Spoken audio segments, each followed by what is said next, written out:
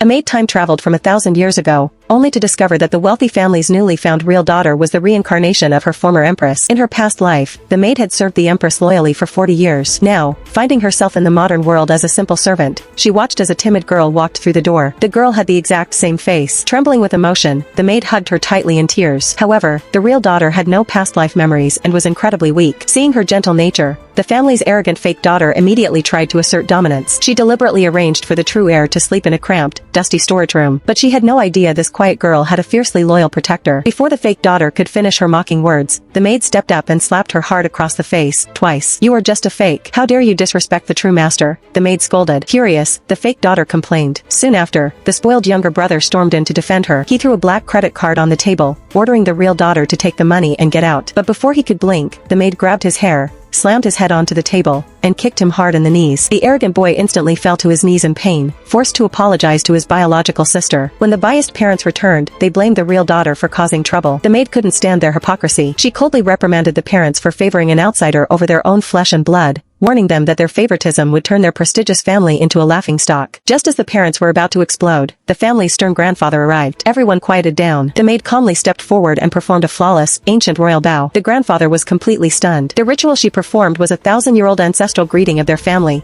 perfectly executed. Impressed by her extraordinary grace, the grandfather made a shocking decision. He appointed the maid as their etiquette teacher and ordered her to accompany them to school. The next day at the academy, the fake daughter tried to play dirty again. She maliciously threw away the real daughter's school uniform, knowing she would be humiliated. But the maid wasn't going to play by modern rules. She shoved the fake daughter to the ground and grabbed her by the collar. "You want to use such pathetic tricks?" the maid sneered, her eyes flashing with a deadly chill. Everyone was frozen in shock. But the next second, a furious voice suddenly echoed from behind them.